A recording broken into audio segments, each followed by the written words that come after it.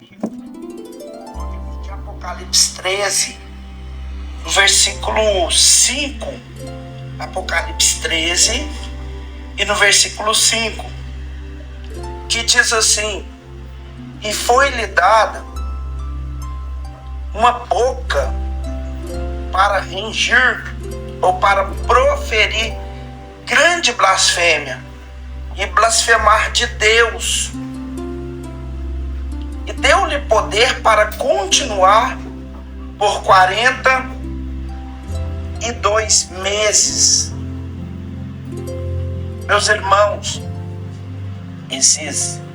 essa segunda fase da grande tribulação, ela também é considerada de 3 anos e meio ou 42 meses proféticos.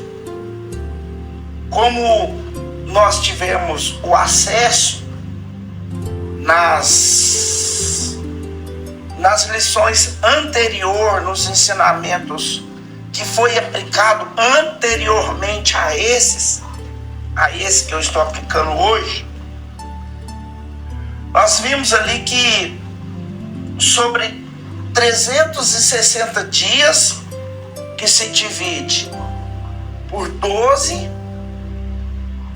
meses, que encontramos o mês profético, que é de 30 dias, que multiplica 42 vezes 30, que na totalidade ele se dará 1260 dias, que corresponde no mesmo tempo à primeira fase da grande tribulação, ou seja, 3 anos e meio.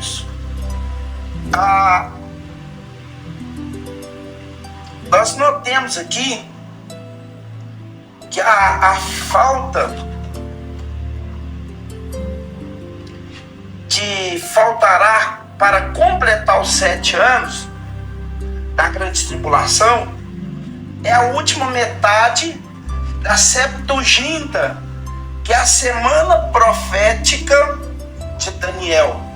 Porém, nesta segunda fase da grande tribulação, a semana profética de Daniel, porém nessa segunda grande tribulação, ela será muito pior do que na primeira fase, porque somando 1260 dias da primeira fase, mais 1260 dias da segunda fase da grande tribulação, descobriremos que totalizaremos 7 anos da última semana profética de Daniel, que é um total de 2520 dias. Segundo o Senhor Jesus Cristo, que comentou sobre o tempo da duração da grande tribulação, ele afirmou que por causa dos escolhidos, tais dias seria abreviado, Ele disse em Mateus 4 e no versículo 22. E em cima disso, meus irmãos, nós aprendemos que nos primeiros 3 anos e meio da grande tribulação haverá uma falsa paz mundial, bem levável, bem deplorável, que essa primeira fase da grande tribulação, ela trouxe um pouco de relampejo de esperança, mas a segunda haverá uma repentina destruição. E por isso a primeira metade da grande tribulação será menos levável do que a segunda metade, pela opinião do autor deste livro que acabamos de ler, que é o livro do Senhor Jesus. O Senhor Jesus Cristo, ele quis dizer sobre aquelas 2.520 dias, se eles não fossem abreviados por 1.260 dias, nenhuma carne, ou seja, Jacó não subsistiria, que fala em Amós capítulo 7, no versículo 11. E por isso, meus irmãos, o negócio só vai ferver, mesmo a segunda metade da grande tribulação, quando será consumada a ira de Deus sobre a terra, que nos deixa uma clara evidência no livro do Apocalipse, capítulo 15, e no versículo 1, aonde está escrito: e vi outro grande, admirável sinal no céu, 7 anjos que tinha 7 últimas pragas, porque nelas é a consumada a ira de Deus. Deus conservou o seu povo, ou seja, o povo de Israel, nesta última fase, para em seguida gozar das bênçãos do reino mileniar, que nos fala o livro de Daniel, no capítulo 12 e no versículo 7, e também Daniel capítulo 11 e no versículo 12. Nessa segunda fase da grande tribulação, o anticristo ele continuará se fortalecer na frente do bloco de 10 nações, representadas pelo simbolismo ou simbolicamente pelos 10 chifres da besta, nos quais o dragão, que darão a sustentação do seu governo por um curto período de tempo, que nos fala Apocalipse 13 no versículo 1 e também Daniel 7:7. Poderá ser o Império Romano ressurgindo novamente? Nós sabemos que já existe um atual bloco de nações que é representada pela União Europeia, que já unificou as suas moedas desde 1999, contida pelos 10 povos que se formam na área ocidental da antiga Roma.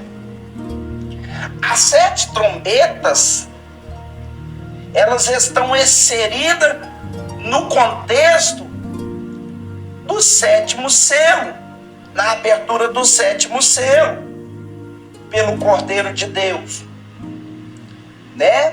E intensificará o cumprimento da profecia bíblica para os tempos finais, na segunda fase da grande tribulação, que nos relata Apocalipse capítulo 8 e no versículo 6.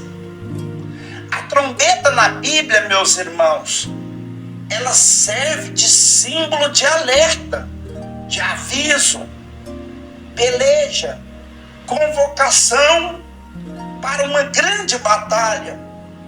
A trombeta, ela é um instrumento de sopro feito de chifre de metal. A trombeta é de metal.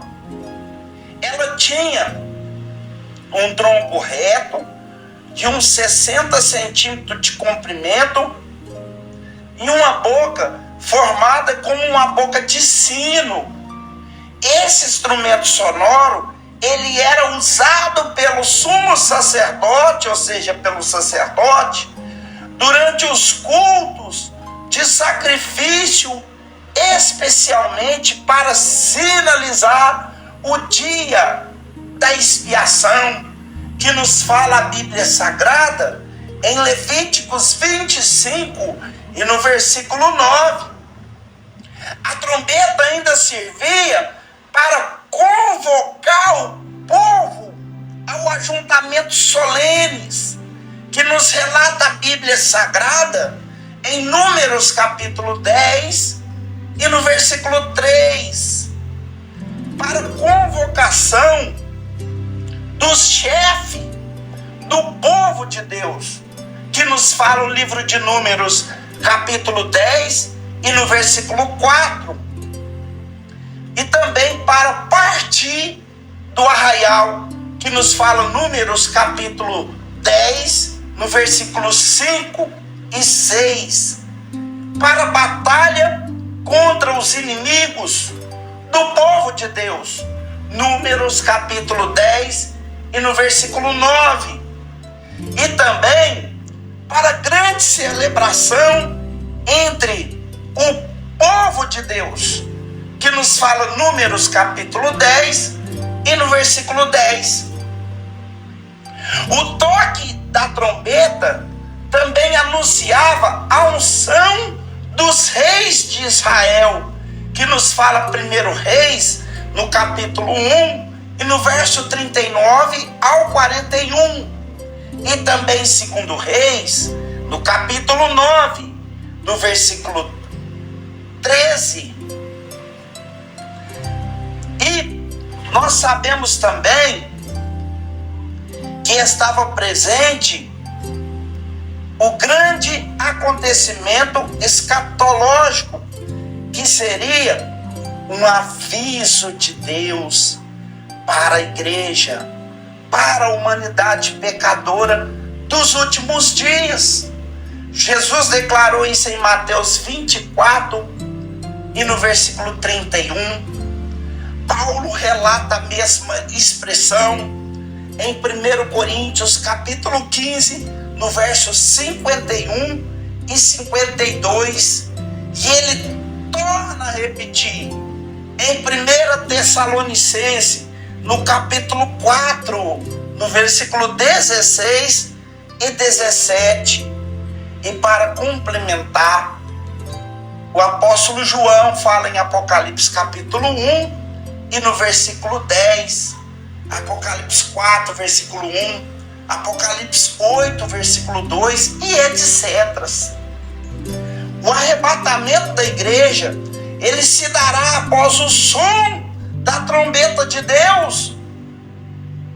As visões do anjo com trombeta são a expressão simbólica para alertar ao mundo que, assim como seus mensageiros foram portadores de uma grande mensagem de esperança para o mundo, através da história bíblica já contada pelos discípulos e também pelos mensageiros, que nós encontramos em Lucas, no capítulo 2, no versículo 10 e 11. E também serão portadores da mensagem do juízo de Deus, que será derramado sobre a humanidade, que insiste em zombar de Deus e escarnecer da tua santa palavra, que nos fala Gálatas capítulo 6 e no versículo 7. Então, queridos irmãos, nós podemos relatar aqui a primeira trombeta. O apóstolo João, ele contemplou o primeiro anjo que tocou a primeira de uma série de trombeta, e ele escreve dizendo: o primeiro anjo trocou a trombeta e houve saraiva de fogo misturada com sangue, que foram atiradas na terra, e foi então queimada a terça parte das árvores. e também toda a erva verde, né, que nos fala o Apocalipse 8 e no versículo 7. Aqui está a primeira trombeta. Essa primeira trombeta, meus irmãos, ela trará juízo divino sobre a face da terra. Então a terça parte da terra e das árvores também será, toda a erva verde será queimada a saraiva, a fogo e o sangue sobre toda a erva verde. E esse juízo, ele é introdutório sobre a humanidade pecadora. A primeira trombeta, ela também terá um efeito econômico e devastador, pois provocará uma destruição de uma terça parte da vegetação da agricultura na terra. A saraiva, ela será definida como uma chuva congelada de granizo, de pedra, de saraiva, que será definida como uma chuva congelada. A Bíblia revela que já houve um acontecimento semelhante a este, por ocasião das 7 pragas sobre o Egito. Quando a Bíblia diz que Moisés estendeu a vara, a 7ª praga sobre o Egito, dizendo: Moisés estendeu a vara para os céus e o Senhor deu trovões e saraivas e fogo ocorria pela terra. E o Senhor fez chover saraiva sobre a terra do Egito, e havia saraiva e fogo misturado entre a saraiva, muito grave, qual nunca houve em toda a terra do Egito, desde que veio a ser uma nação. A saraiva, ela feriu toda a terra do Egito e tudo quanto havia no campo, desde o homem até o animal. Também a saraiva, ela feriu toda a erva do campo e quebrou toda a árvore do campo, né? Essa história, meus irmãos, ela está registrada no livro de Êxodo, no capítulo 9 e no versículo 23 até o 25. Para concluir a apresentação dessa saraiva, o salmista, mais adiante, ele escreve que por chuva lhe deu saraiva, fogo chamejante, e a sua terra devastou, e os vinhedos e as figueiras, quebrou as árvores dos seus limites, né? O salmista, ele teve essa fala em Salmo capítulo 105 e no versículo 132, no versículo 32 e 33. O Senhor Deus, ele fez, meus irmãos, ele fez uma pergunta ao patriarca Jó, dizendo: caso entraste nos depósitos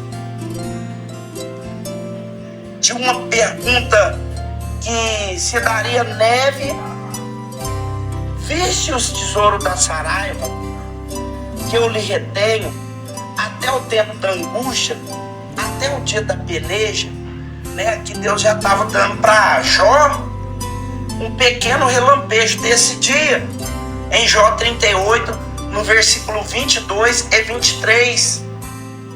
Assim como as nações têm os seus arsenais de guardados para o dia da batalha, o Senhor também possui os seus arsenais poderosos guardados nos seus depósitos da natureza para usá-lo no dia do juiz e no dia da condenação dos homens perversos que ousaram a desafiar ao Todo-Poderoso.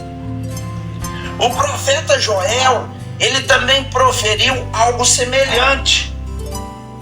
Este terrível dia que é assombroso, ele diz: mostrarei prodígio nos céus e na terra, sangue e coluna de fumaça. Joel capítulo 2 e no verso 30. Malaquias também escreveu algo a este período terrível, dizendo: pois eis que vem o dia, em arde como fornalha, e todos os soberbos, todos os que cometem a perversidade, serão restolho de um dia que vem, e os abrasará no dia do Senhor dos exércitos, de sorte que não lhe deixará nem raiz e nem ramo. Meus queridos irmãos, que terrível e assombroso dia é esse.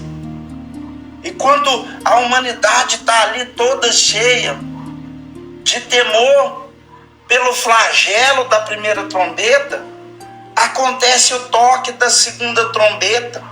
O apóstolo João contemplou o anjo tocando a trombeta e uma série de trombetas escrevendo e dizendo: o segundo anjo tocou a trombeta,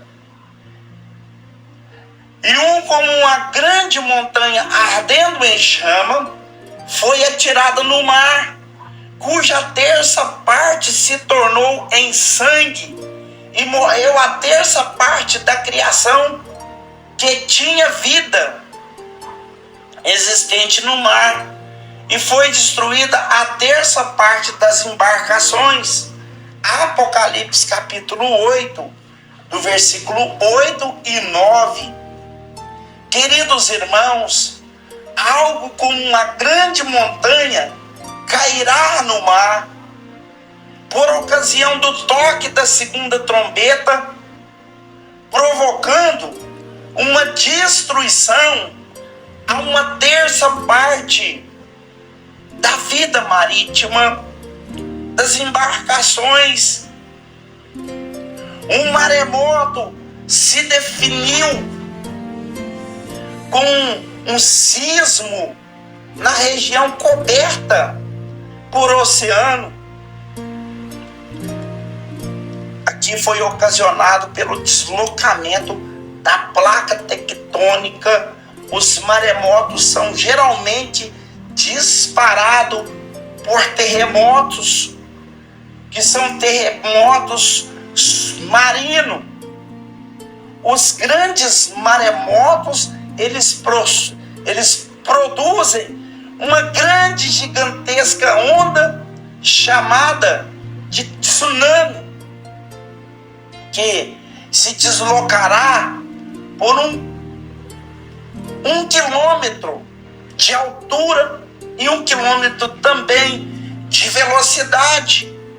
Em vez dessas ondas atingir as ilhas locais, os habitantes que estão habitados nessa ilha, o Senhor Jesus Cristo, ele citou sobre os fenômenos anormais que atingiu o mar no finais dos tempos, com um importante sinal escatológico, dizendo: haverá no sol, na lua, nas estrelas, sobre a terra, angústia entre as nações em perplexidade por causa do bramido do mar e das ondas, haverá homens que se desmaiarão de terror pela perspectiva das coisas que sobrevirão ao mundo, pois os poderes do céu serão abalados.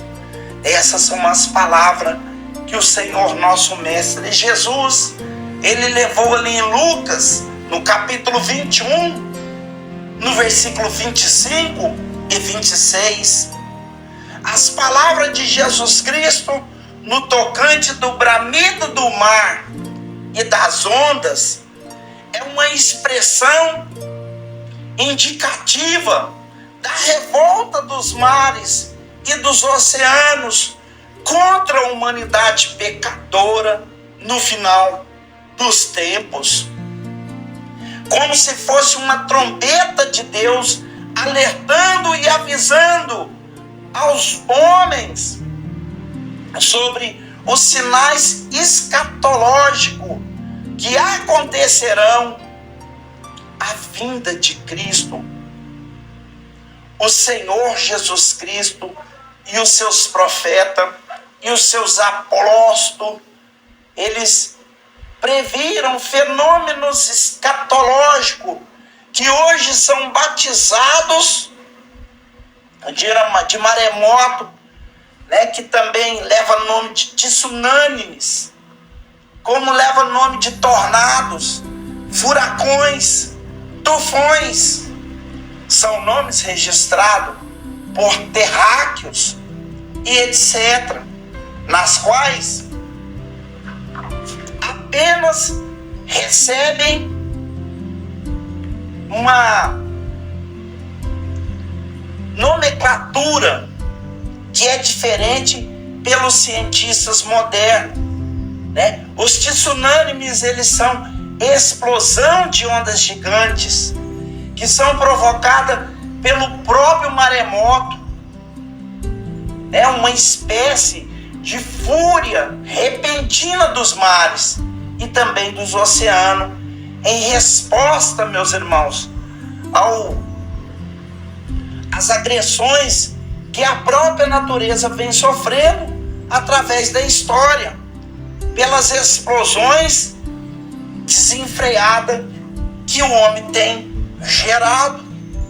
Aqui será a própria natureza respondendo às profecias bíblicas para confirmar com a profecia inspirada pelo Espírito Santo. E quando o homem estiver abismado em ver tudo isso, em ver que o dia do Senhor chegou, Deus ordena o terceiro anjo. E o apóstolo Paulo, o apóstolo João, ele contempla o anjo que está com a terceira trombeta, numa das séries de 7 trombetas, tocando a terceira trombeta, e ele disse: o terceiro anjo tocou a trombeta, e caiu do céu uma terça parte dos rios, e sobre as fontes das águas uma grande estrela ardendo como uma tocha. E o nome dessa estrela, que se chama Absinto, e a terça parte das águas se tornou em absinto. Muitos homens morrerão por causa das águas, porque elas se tornarão águas amargas. Apocalipse 8, do versículo 10 e 11. Queridos irmãos, rios, fontes de água doce será contaminada por ocasião do toque da terceira trombeta, que será provocado uma poluição de uma terça parte das águas potáveis da terra. A Bíblia afirma que após os israelitas saírem do Egito e chegarem ao deserto, um deserto chamado deserto de Mara, não puderam beber as águas de Mara, porque as águas de Mara era amarga e por si se chamou Mara, em Êxodo capítulo 15 e no versículo 23. Todavia Moisés clamou ao Senhor, o Senhor lhe mostrou uma árvore, um lenho, e lançou Moisés ali o galho daquela árvore nas águas de Maras, que se tornaram doces, que se tornaram potáveis, em Êxodo capítulo 15 e no verso 25. Porém, meus irmãos, neste período da grande tribulação, a cerca de 33% da água potável da terra se tornarão amarga e imprópria para consumo. Nós já temos os dados da Organização das Nações, ou seja, da ONU, que mostra que há cerca de 1,1 bilhão de pessoas em todo o mundo não têm acesso à água potável. Nos países em desenvolvimento a esses problemas, parece ser relacionado a 80% das mortes e também das enfermidades, a um total de 26 países que sofrem a escassez crônicas de água. E a provisão é de que em 2025 será 3,5 milhões de pessoas em 52 países nesta situação. A água doce, a água potável e de qualidade, ela será distribuída em uma forma desigual no mundo. O Brasil, de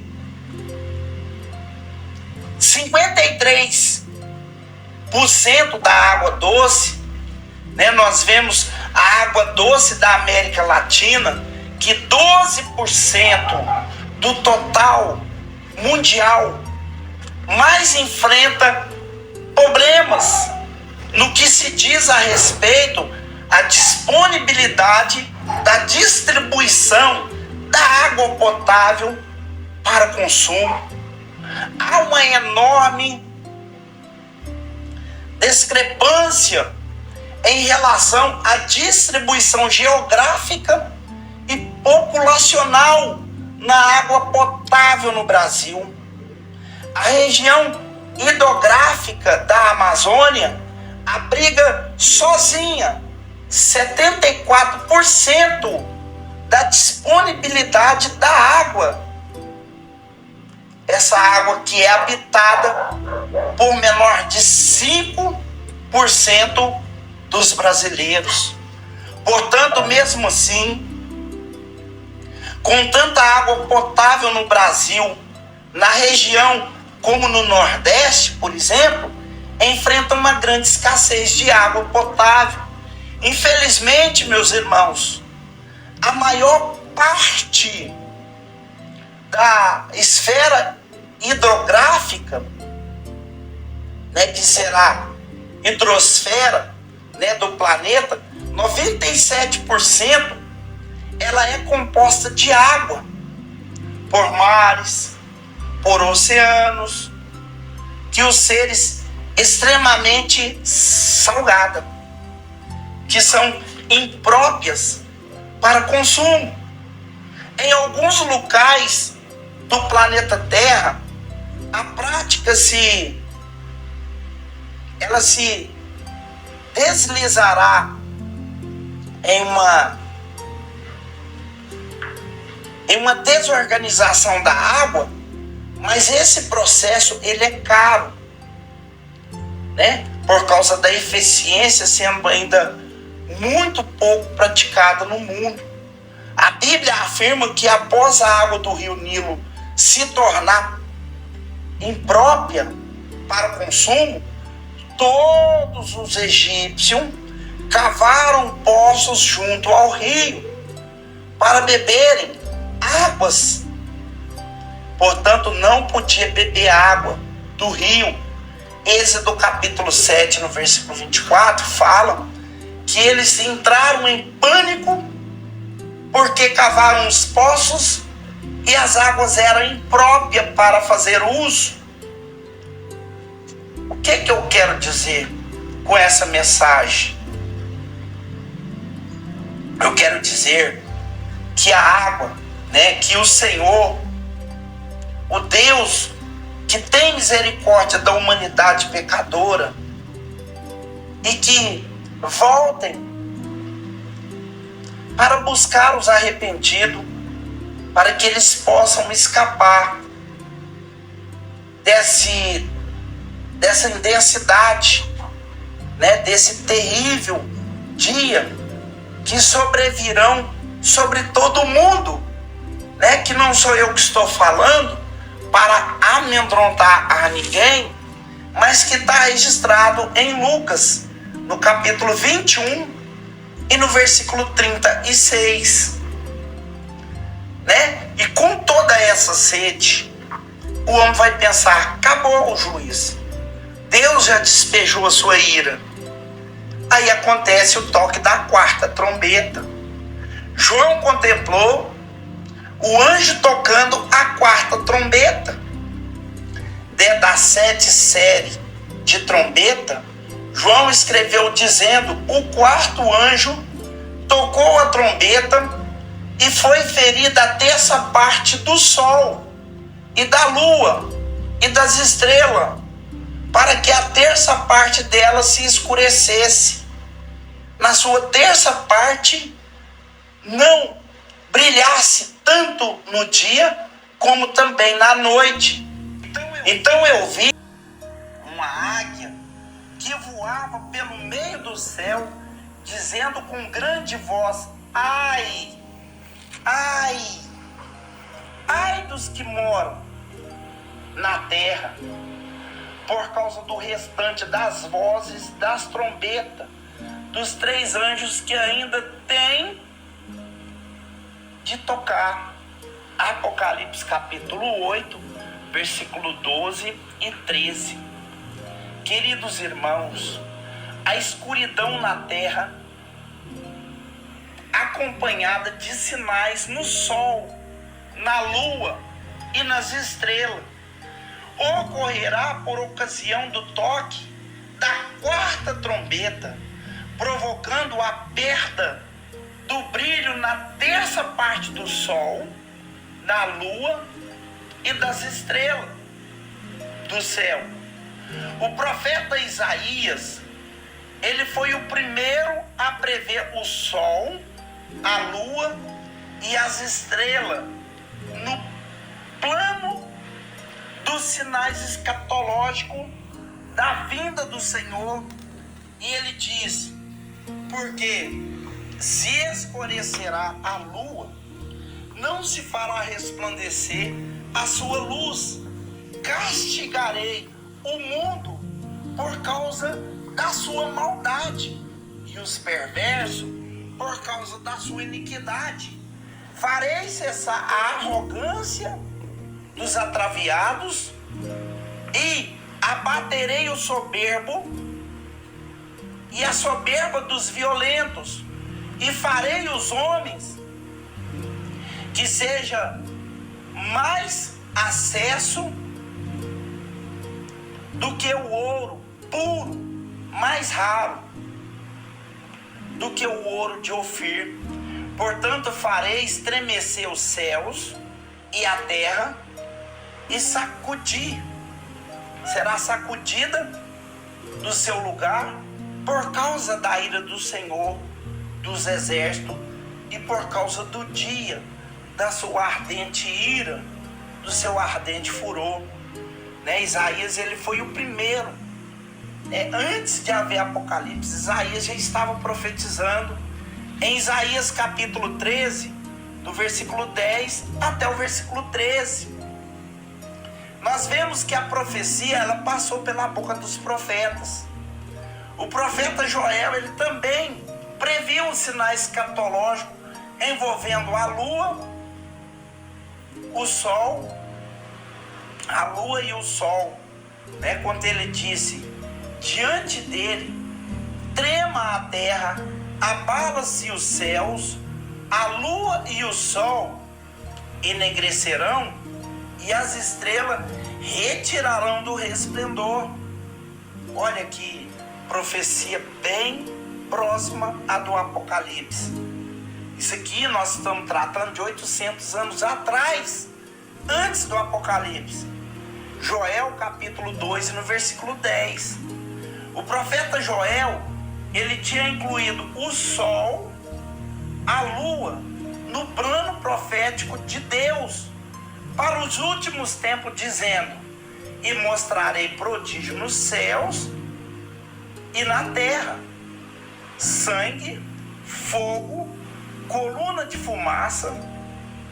O sol se converterá em trevas e a lua em sangue, até que venha o grande e terrível dia do Senhor.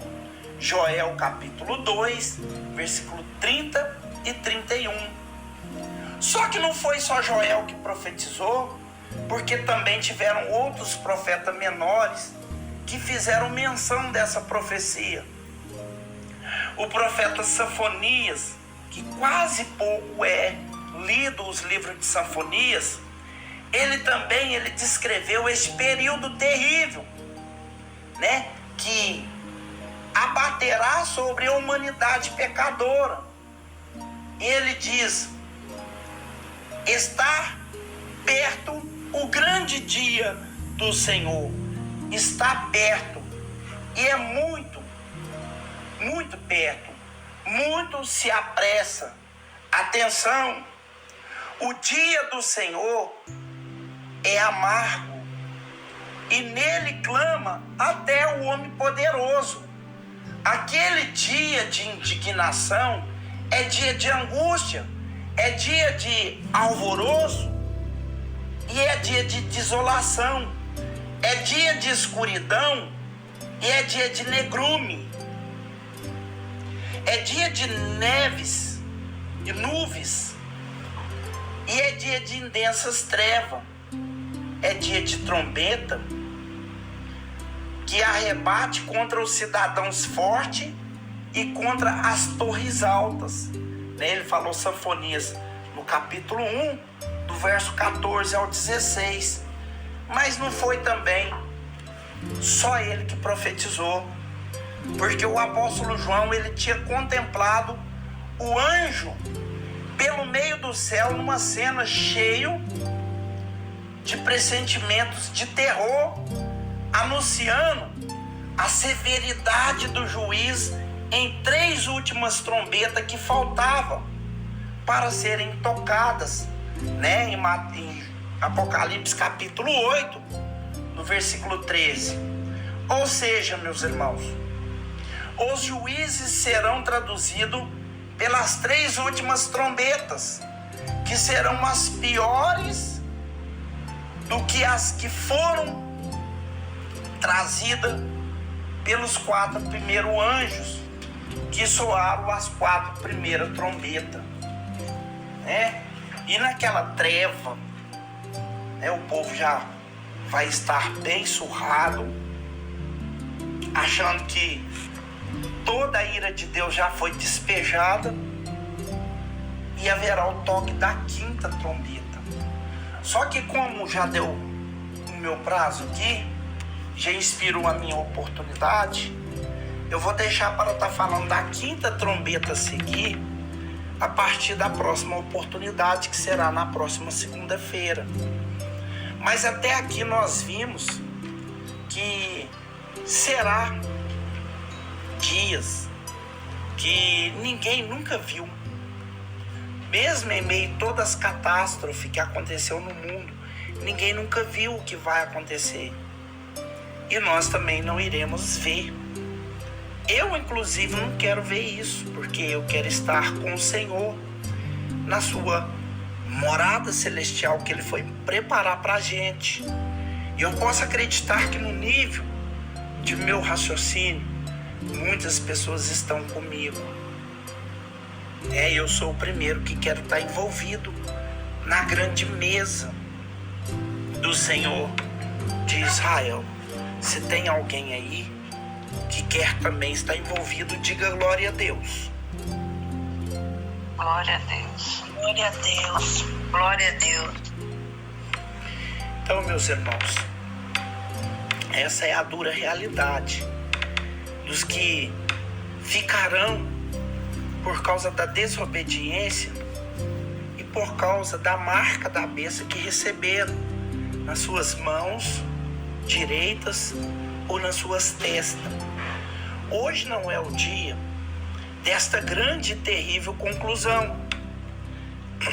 Hoje é um dia que nós temos um espaço de tempo misturado com misericórdia e prazo para fazermos recapitalização dos nossos atos e de nossas ações. Igual eu disse, ninguém é perfeito. Deus é perfeito e na terra não há perfeição, a não ser o Espírito de Deus que está no meio do seu povo.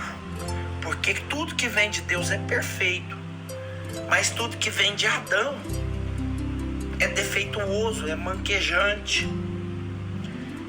E nós sabemos que a misericórdia de Deus, ela veio para desfalecer toda a defeituosidade que Adão deixou por causa das suas máculas.